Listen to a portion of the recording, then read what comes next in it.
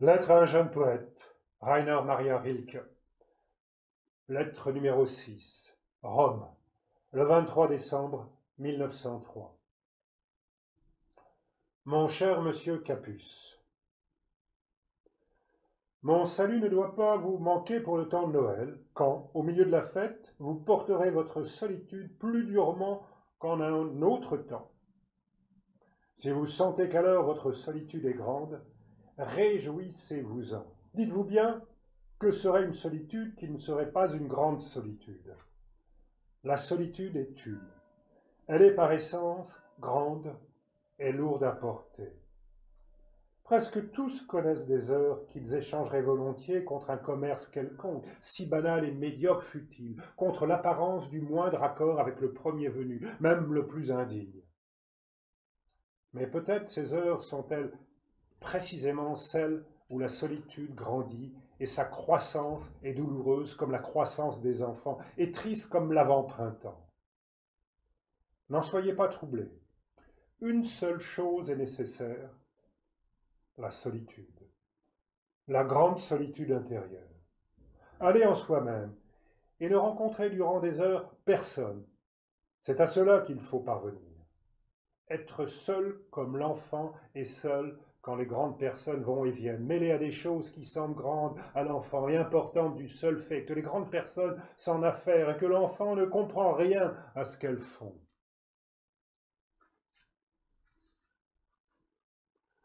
Le jour où l'on voit que leurs soucis sont misérables, leur métier refroidi et sans rapport avec la vie, comment alors ne pas continuer de les regarder, ainsi que fait l'enfant, comme chose étrangère, du fond de son propre monde, de sa grande solitude qui est elle-même travail, rang et métier.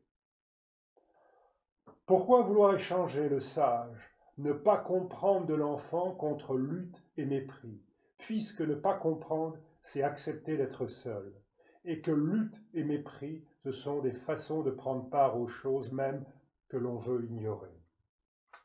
Appliquez, cher monsieur, vos pensées au monde que vous portez en vous-même, appelez ces pensées comme vous voudrez, mais qu'il s'agisse du souvenir de votre propre enfance ou du besoin passionné de votre accomplissement, concentrez-vous sur tout ce qui se lève en vous. Faites-le passer avant tout ce que vous observez au dehors. Vos événements intérieurs méritent tout votre amour.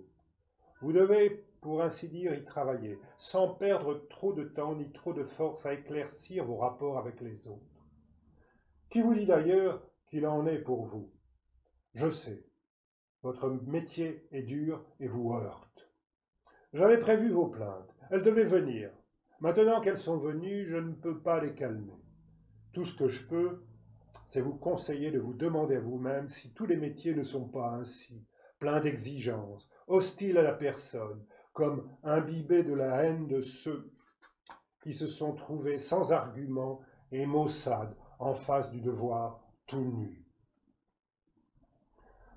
La condition dont vous devez actuellement vous accommoder n'est pas plus lourdement chargée de conventions, de préjugés et d'erreurs que n'importe quelle autre condition. S'il en est qui donnent l'apparence de mieux sauvegarder la liberté, aucune n'a les dimensions qu'il faut aux grandes choses dont est faite la vraie vie. Mais l'homme de solitude est lui-même une chose soumise aux lois profondes de la vie. Et quand l'un de ces hommes s'en va dans le jour qui se lève, ou qu'il dresse son regard à la nuit tombante, cette heure pleine d'accomplissement, s'il sent ce qui s'y accomplit, alors il dépouille toute condition, comme un homme qui meurt, bien qu'il entre alors, lui, dans la véritable vie. Quant à vos traverses d'officier, cher monsieur Capus, vous en auriez connu de pareilles dans toute autre profession.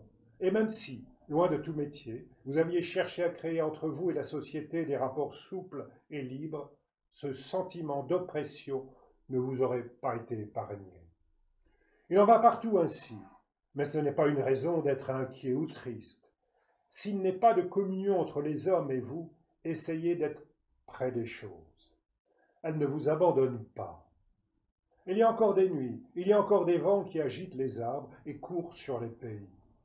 Dans le monde des choses et dans celui des bêtes, tout est plein d'événements auxquels vous pouvez prendre part. Les enfants sont toujours comme l'enfant que vous fûtes, triste et heureux. Et si vous pensez à votre enfance, vous revivez parmi les enfants secrets. Les grandes personnes ne sont rien. Leur dignité ne répond à rien. Si vous éprouvez angoisse et tourment en évoquant votre enfant dans tout ce qu'elle a de simple et de secret, parce que vous ne pouvez plus croire en Dieu qui s'y trouve à chaque pas, alors demandez-vous, cher monsieur Capus, si vous avez vraiment perdu Dieu. N'est-ce pas plutôt que vous ne l'avez jamais possédé? Quand donc, en effet, l'auriez-vous possédé? Croyez-vous que l'enfant puisse le tenir dans ses bras, lui que l'homme fait porte avec tant de peine et dont le poids écrase le vieillard? Croyez-vous que celui qui le possède pourrait le perdre comme on perd un caillou? Ne pensez-vous pas plutôt que celui qui possède Dieu ne risque d'être perdu par lui? Mais si vous reconnaissez que Dieu n'est pas dans votre enfance, et même s'il n'était pas avant vous, si vous pressentez que le Christ a été dupe de son amour, comme Mahomet le fut de son orgueil, si vous éprouvez avec effroi le sentiment, à l'heure même où nous parlons de lui, que Dieu n'est pas, comment donc vous manquerait-il, ainsi que vous manquerez un passé, puisqu'il n'a jamais été, et pourquoi le chercher comme si vous l'aviez perdu? Pourquoi ne pas penser qu'il est celui qui viendra, qui de toute éternité doit venir, qu'il est le futur, le fruit accompli d'un arbre dont nous sommes les feuilles? Quoi donc vous empêche de projeter sa venue dans le devenir et de vivre votre vie comme un des jours douloureux et beaux d'une sublime grossesse? Ne voyez-vous donc pas que tout ce qui arrive est toujours un commencement? Ne pourrait-ce pas être son commencement à lui? Il est tant de beauté dans tout ce qui commence. Étant lui-même le parfait, ne doit-il pas être possédé des moindres accomplissements afin qu'il puisse tirer sa substance de la plénitude et de l'abondance? Ne faut-il pas qu'il vienne après tout pour tout contenir? Quel sens serait notre poursuite si celui que nous cherchons appartenait déjà au passé? À la façon des abeilles, nous le construisons avec le plus doux de chaque chose, le plus petit, le moins apparent, venant de l'amour, nous est matière pour l'ébaucher. Nous le commençons dans ce travail, dans ce repos qui suit, dans ce silence, dans ce court élan de joie intérieure. Nous le commençons dans tout ce que nous faisons seuls, sans l'assistance, sans l'adhésion des autres. Nous le connaîtrons pas dans notre existence, pas plus que nos ancêtres n'ont pu nous connaître dans la leur.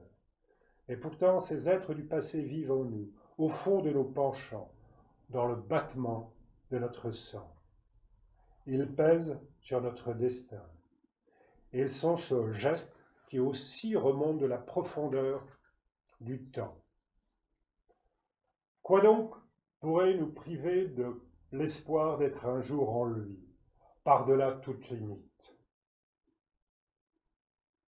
Fêtez Noël, cher monsieur Capus, dans ce pieux sentiment. Pour commencer en vous, n'aurait-il pas besoin de votre angoisse devant la vie? Ces jours de travers sont peut-être le temps où tout en vous travaille pour lui. Déjà, enfant, vous avez travaillé pour lui. À le temps. Soyez patient et de bonne volonté. Le moins que nous puissions faire, c'est de ne pas lui résister, qui ne résiste la terre au printemps quand il vient. Soyez joyeux et plein de confiance. Votre Rainer Maria Rilke.